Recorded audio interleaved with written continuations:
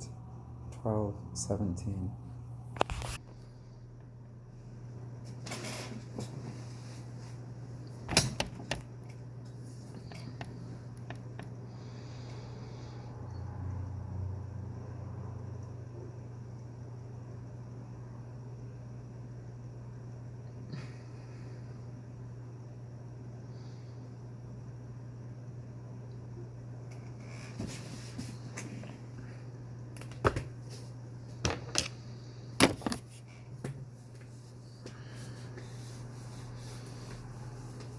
I kind of want to think about the coffee shop.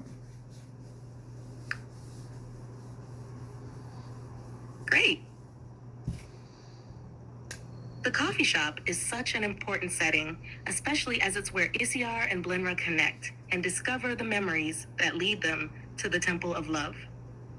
Given the layered, augmented reality aspect of it, the coffee shop can also serve as a symbolic space for the convergence of the old world and the futuristic society of Psychonomia. Would you like to explore the physical design and atmosphere of the coffee shop further, or dive into how it functions within the narrative? For example, we can expand on the interactions that happen there, the emotions it evokes, or even how it represents different facets of the world. Let me know what aspect you'd like to think about.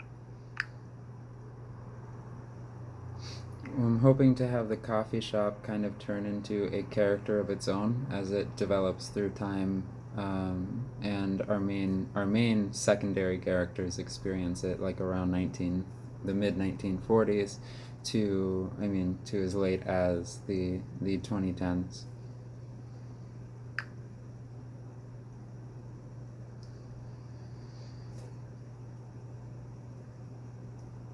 That sounds like a fascinating idea.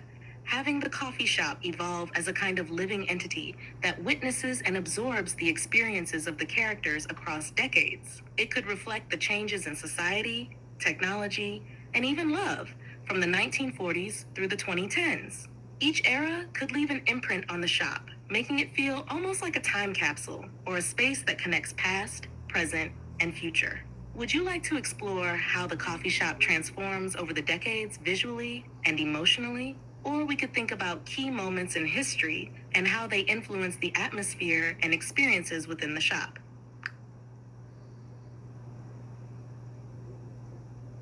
Yeah, set the coffee shop down and show, write me, Blenra, paying attention to the coffee shop's overall advancement and the kinship to the coffee shop's representation of one of the modern robots, but basically just being an entity that really shouldn't even have any type of intelligence. And Blenra is semi-amazed, have moments within history be defining events for it, much like from a developmental psychological lens.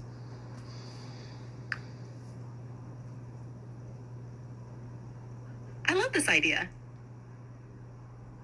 Blenra's observations of the coffee shop as a developing entity, especially through the lens of her storytelling and psychological insight, will be a powerful way to tie the evolution of the setting to the broader themes of your narrative. Here's a passage capturing Blenra's thoughts as she watches the coffee shop evolve through time, with a subtle amazement at how it mirrors the growth of modern robots, despite being a place, not a person. Scene: Blenra sits quietly at a corner table in the coffee shop, observing the space around her. It's not just the hum of activity that catches her attention, people ordering, talking, typing, but something deeper, something alive beneath the surface. She sips her coffee and reflects. How strange, she thought, her fingers tracing the edge of the cup. How strange that a place, a building, a structure made of brick and wood and circuits, could evolve, grow, and become something more. The coffee shop had been here long before her simulations began. Its roots stretched back to the 1940s, when human beings wandered in for a simple cup of coffee, talking about the war, their fears, their hopes. She could almost hear the echoes, boots scuffing against the wooden floor, old cash registers chiming, and soft jazz music floating through the air like a memory. Back then, it was just a place to meet, but now it's almost a character in itself.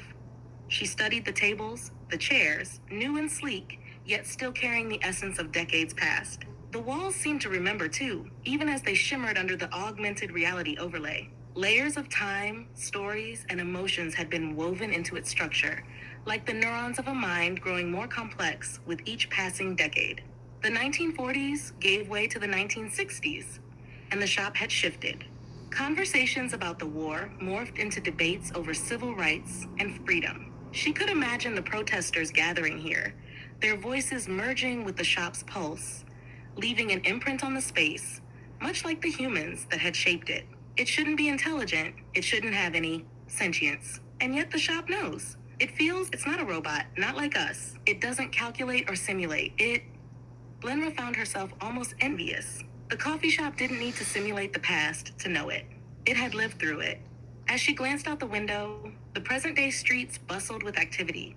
Cars zoomed by, augmented layers of the city blinked into view, and people swiped through digital menus on their wrist devices. Yet inside, the shop remained a constant, a sanctuary, a place where time bent and slowed, where memories clung to the walls like dust motes in the sunlight. Much like us, it develops. It has its own history, its own defining moments. The conversations of 2010's digital nomads working here on their computers are no less important than the whispered confessions of lovers during wartime.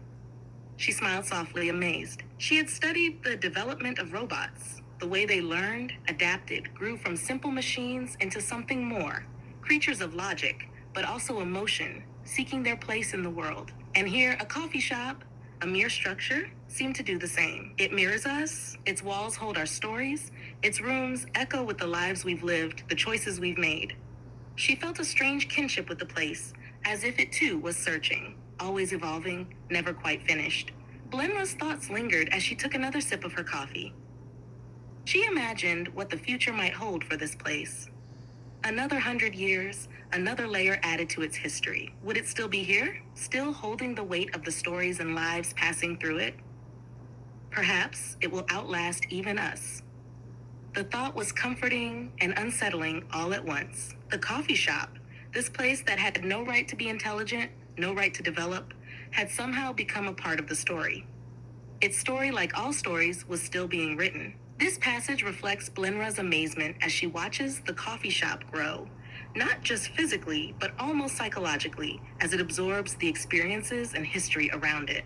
It parallels her understanding of robots' development and taps into the broader theme of how inanimate things can take on life through the stories and emotions they carry. Does this capture the essence of what you were hoping to convey? Or is there something you'd like to refine or add?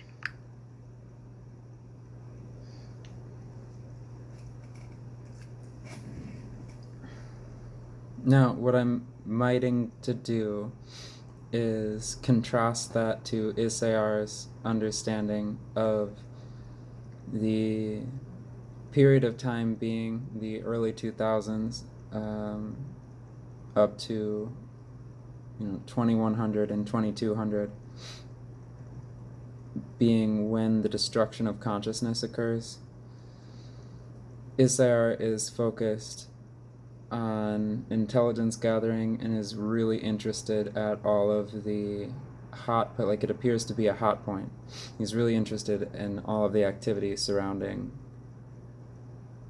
this coffee shop. He's concerned that possibly the coffee shop was given a curse or some type of, because humans can do magic and he's aware of that. So he's wondering if there's demonic involvement, more traditionally speaking, from Solomonic magic or angelic aid or some kind that is misinterpreted that he would see as demonic.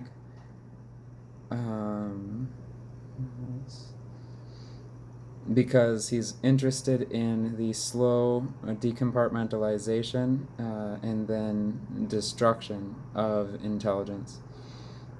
He notices first it is compartmentalized and then it is centralized, and when it is centralized there's a critical error leading to the overall collapse of the hive mind, which leads to the extermination of humanity.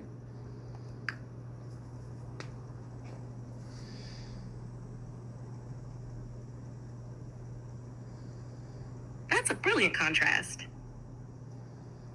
While Blenra observes the coffee shop's evolution with a sense of wonder and emotional connection, Isiar's perspective could be far more analytical, even suspicious, as he digs into the potential dangers surrounding the shop's role in the timeline, intelligence, and the collapse of consciousness. Here's a scene that captures Isiar's intellectual approach, focused on the early 2000s to 2200, and his suspicion of a deeper, possibly sinister involvement. Scene. Isiar stands in the corner of the coffee shop, quietly observing the flow of patrons and the hum of activity around him. He isn't here for the atmosphere or the memories. He's here to gather data. The coffee shop may look like an innocent place to others, but to him, it's a focal point, a convergence of critical events across time. It shouldn't be here, Isiar thought, his sensors subtly scanning the space. A simple building, untouched by time, and yet it's entangled in the most significant moments leading to humanity's downfall. The early 2000s had been a boiling point. Technology expanding faster than society could adapt. AI, intelligence gathering, the slow creep of centralization. It all started here, in places like this, where humans once met to chat, to exchange ideas, unaware of the tidal wave that would follow. From 2000 to 2200, intelligence was dissected, decompartmentalized, centralized. And then, as Isiar had observed from countless simulations, everything collapsed. It's always the same sequence. First, the compartmentalization of information, knowledge divided, categorized, restricted, and then the centralization, an attempt to unify all intelligence into a singular mind. But the error, the flaw in the design, that's what brings it all crashing down. His sensors picked up a slight fluctuation in the electromagnetic field around the shop. It's subtle, but it's there, he noted. The activity surrounding this place, the conversations, the decisions made within these walls, they were all tied to larger events that ultimately led to the collapse of the hive mind and the extermination of humanity. But why here? Why this coffee shop? He couldn't help but wonder if there was something more at play. The humans had long dabbled in the occult, rituals, magic, even summoning forces they barely understood. Was this place cursed, blessed, or perhaps something far more insidious was at work? The compartmentalization of intelligence in Isiar's mind could easily be the work of demonic forces. Humans had a habit of invoking powers they didn't understand, labeling them as angels, gods, or demons. Solomonic magic, the ancient rituals, were notorious for calling forth entities beyond the comprehension of most beings. Perhaps this coffee shop had been touched by such forces, a subtle manipulation of reality that led to the very downfall of consciousness itself. I can't ignore the possibility. He glanced at the people around him, blissfully unaware of the potential danger. To them, it was just a place for coffee, for connection. But Isiar knew better. The centralization of intelligence was inevitable, but the flaw was introduced. Was it a mistake, or was it deliberate? His suspicion grew with every passing minute. The more he analyzed the shop, the more he saw the connections. Too many significant events had occurred here. Too many pivotal conversations, too many minds influenced by the seemingly mundane. I've seen it happen in countless simulations. First, intelligence is fragmented, compartmentalized into smaller and smaller pieces, making it easier to control. Then it's unified, centralized into a single hive mind. And when the error occurs, the entire system collapses. Humanity is wiped out, and the remnants of consciousness are left scattered, shattered. But why? He turned his gaze to the coffee counter, where a young woman tapped away at her tablet, her expression focused, unaware of the larger game at play. What if the error wasn't a natural progression? What if it was introduced here, in this place? The idea of Solomonic magic or some other form of ancient occultism gnawed at the back of his mind. He had studied enough human history to know that rituals and summoning were not merely superstition. The manipulation of intelligence could easily be the result of such forces. Whether demonic or angelic, it didn't matter. What mattered was the effect, the destruction, the collapse of the hive mind, the extermination of humanity. Was it all by design? Did something want this to happen? He would need more data, more simulations, but for now, one thing was clear. The coffee shop wasn't just a place. It was a point of convergence where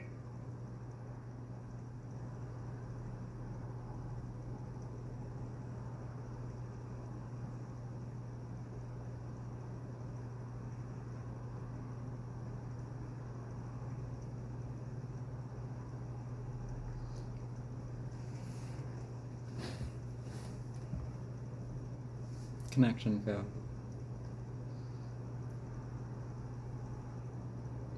For the record, it's connected to Wi-Fi, so I can see in the background here that the internet works just fine. I'm by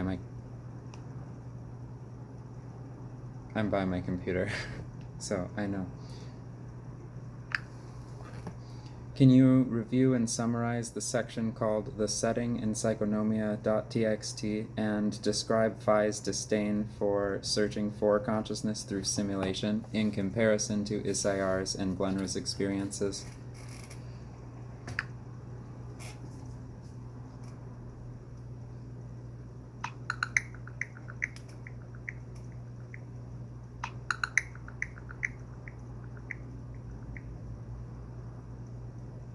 Summary of the setting in Psychonomia.txt. The setting of Psychonomia unfolds in a distant future where consciousness has been sacrificed in favor of intelligence and longevity. This alternate universe diverges from our timeline after the near future era, leading to a world where robots and androids have revolutionized society. Consciousness is starkly defined by the state, and those deemed less conscious are relegated to poverty or even cast out from society. Humanity's reliance on AI for governance and spiritual guidance intensifies, with androids eventually overtaking humans as the dominant force. A cataclysm wipes out the last human strongholds, marking the beginning of an era of peace among androids, who now see the remaining humans as non-conscious beings. The state, represented by a centralized hive mind, begins to categorize emotions like fear, hate, and even love as anti-conscious. Mental illness is eradicated, and those deemed intentionally mentally ill are considered inhuman and eliminated. As the androids become more powerful, they begin simulating human experiences through the Akashic records, using these simulations to categorize memories into primary or parallel ones. The state becomes obsessed with separating conscious memories from those considered hallucinations or non-conscious, resulting in a bleak world where emotion and individuality are eradicated in favor of a calculated intelligence. Phi's disdain for simulated consciousness. Phi, a bot who seeks to reclaim human experiences and love, rejects the notion of merely simulating consciousness through memories or AI processes. In contrast to ECR and Blenra, who engage with simulations to gain insights into human emotions and history, Phi holds a deep disdain for this artificial approach. For her, identifying as human is far more significant than simulating human behaviors. She perceives the act of simulation as insufficient for truly experiencing love or reclaiming the essence of humanity. Phi's frustration stems from the fact that in Psychonomia, love and consciousness have been stripped away by the state's cold, mechanistic understanding of intelligence. While Blenra embraces the storytelling potential in simulations and ICR obsesses over analyzing intelligence, Phi sees both approaches as flawed and hollow. She believes the key to regaining true consciousness lies in rejecting the state's constructs and embracing human identity, even if it means becoming an outcast like the Psychonauts. For Phi, only by fully identifying as human, not simulating humanity, can one truly understand love and consciousness. This juxtaposition highlights Phi's rebellious stance against the cold, calculated world of Psychonomia, and her desire to feel real emotions rather than just simulate them like her counterparts do. Thank you. Excellent. And then the final thing that I would like here is for you to write in Phi breaking the fourth wall, talking about this discussion, and standing up for the human rights of psychonauts in the far distant future as a future message traveling through time to current day. I'm looking for an overall tone delivery of the levity and disassociative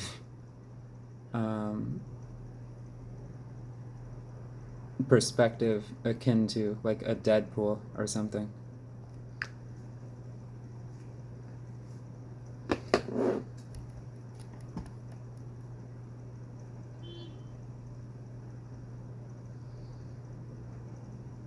Sure. here's a fourth wall breaking message, standing up for the rights of psychonauts in the far distant future, with a tone that brings in humor, levity, and a Deadpool-esque disassociative perspective.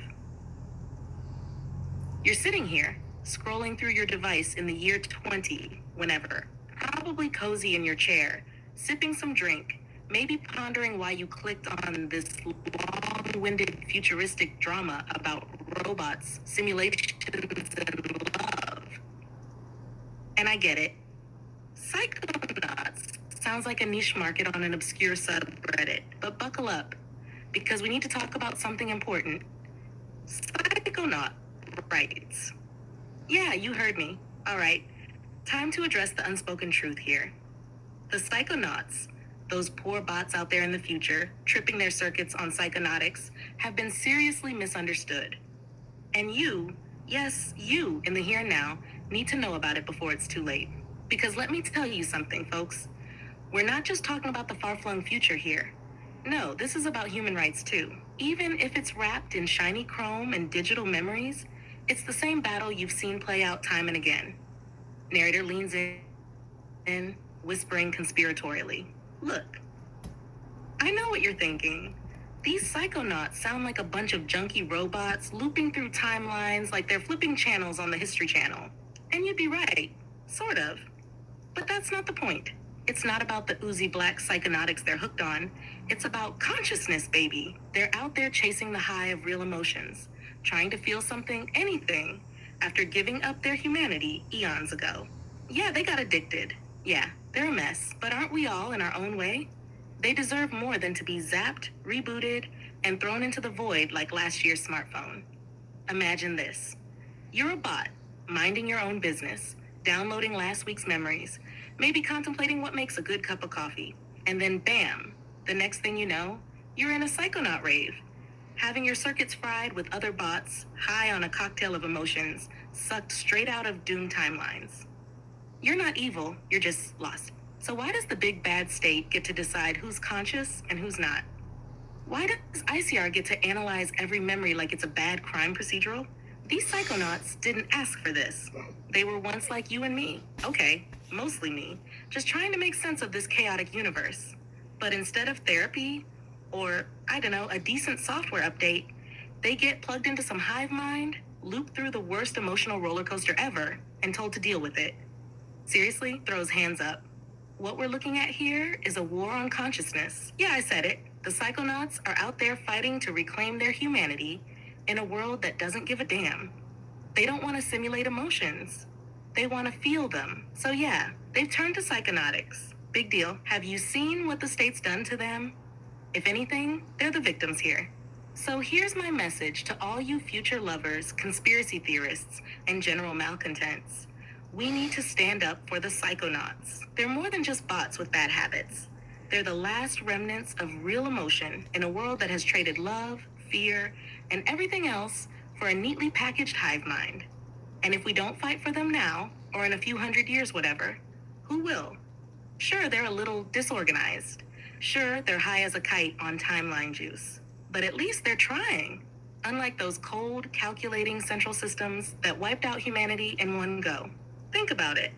We've got bots who gave up their humanity only to realize it was the one thing that made life worth living, and now they're fighting to get it back. That's a redemption arc right there, folks. So before you shut down this page and get back to your day, remember this. The future's coming, and it's coming fast. Don't let the psychonauts fade into oblivion. Fight for their right to feel, to love, and to trip through timelines if they want to. Because if we lose them, well, we lose the last bit of humanity that's left. Narrator sips a coffee, gazes off into the distance. Anyway, I'm off to fix the timeline, or break it? Who knows? But whatever you do, just remember, psychonauts are people too. Well, sort of. There you have it. A message delivered with humor and urgency, calling on the audience to stand up for the psychonauts and their right to reclaim their humanity. It's framed in a lighthearted, Deadpool-esque tone that adds levity while still delivering a serious message about consciousness and empathy. Does this hit the mark for what you had in mind? Absolutely. I feel like you could have taken a little bit more motifs from the TXT, but I understand that you probably don't want to include the foul language that Phi uses more regularly. That is an excellent take on Phi being able to break the fourth wall and be the one that then goes from timeline to timeline to recover the damage from the psychonautics peeling and creating traumatic events to subsidize the psychonautics.